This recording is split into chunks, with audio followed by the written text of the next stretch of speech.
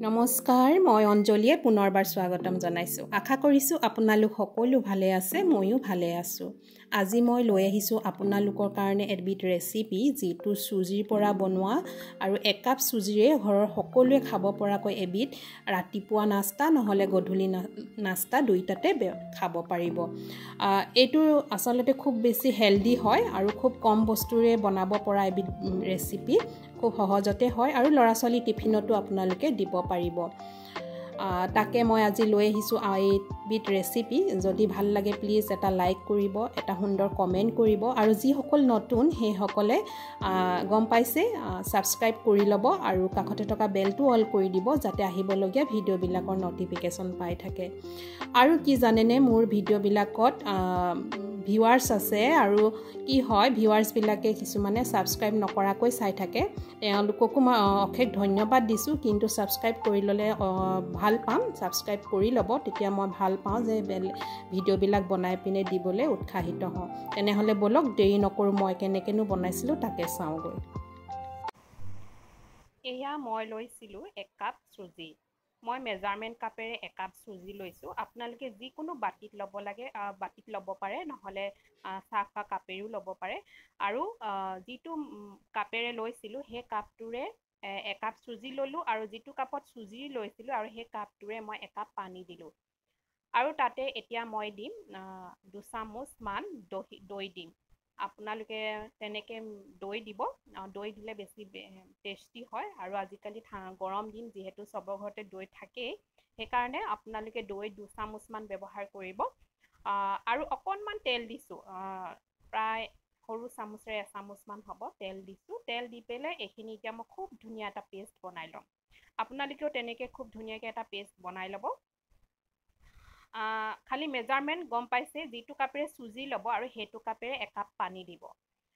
তেনেকৈ মই পানী দি ল'লোঁ আৰু অকণমান তেল দি ল'লোঁ আৰু 2 চামুচমান ডাঙৰ চামুচেৰে 2 চামুচ দৈ দি পেলাই এটা ধুনীয়া পেষ্ট বনাই ল'লোঁ। আৰু পেষ্টটোতে মই এতিয়া দিছোঁ, এয়া দেখিছে গোটা জিৰা।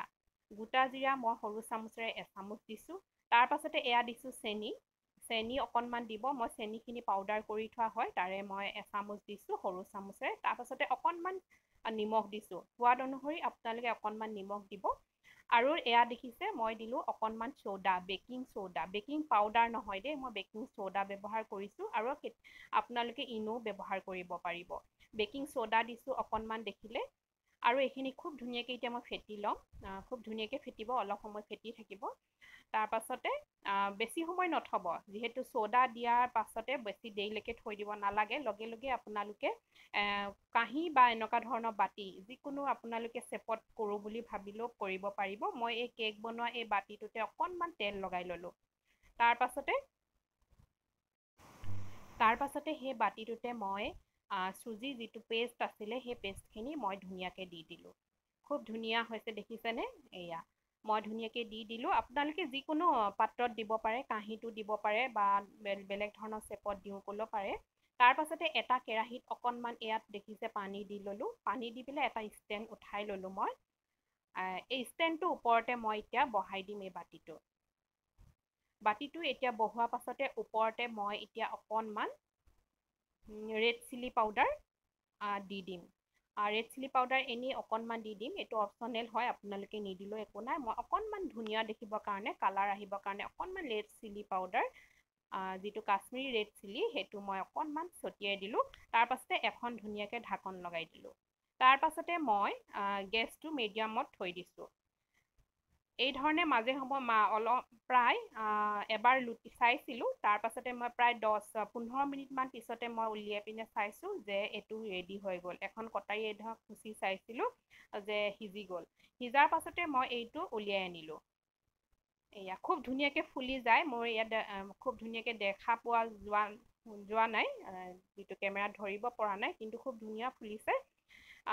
আৰু এইটো মই এতিয়া লগে লগে নাই উলিওৱা, অলপ সময় থৈ ল'লোঁ, ঠাণ্ডা হ'বলৈ দিব। লগে লগে ওলাই নাহিব, সেইটো কাৰণে আপোনালোকে অলপ সময় ঠাণ্ডা হ'বলৈ দিব। তাৰ পাছতে মই এখন কটাৰীয়ে ছাইডখিনি অকণমান এৰুৱাই ল'লোঁ। তাৰ পাছতে এয়া চাওক ইমান ধুনীয়া হৈছে, এইটো চাওক দেখিছে, খুব ধুনীয়া হৈছে আৰু খাবলৈ বহুত বেছি সোৱাদ হয়। আপোনালোকে বনাই খাব।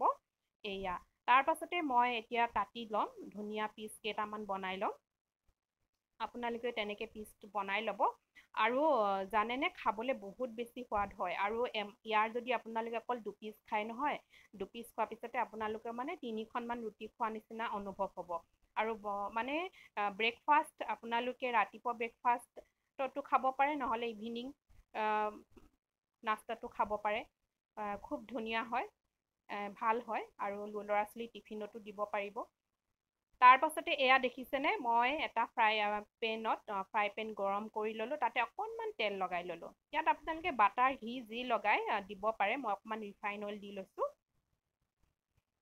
তাৰ পাছতে মই এপিচকৈ ধুনীয়াকৈ এয়া উঠাই দিছোঁ ফ্ৰাই পেনখনত এতিয়া মই এইকেইটাও ধুনীয়াকৈ অকণমান ফ্ৰাই কৰি ল'ম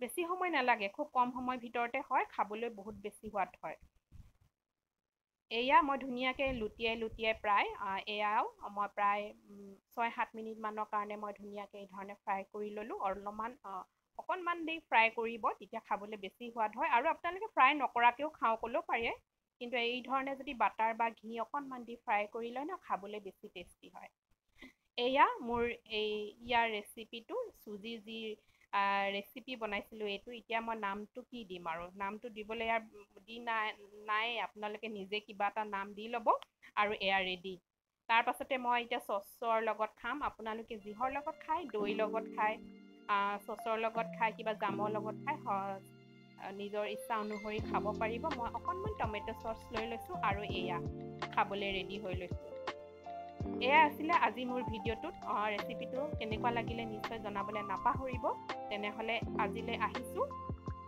বাই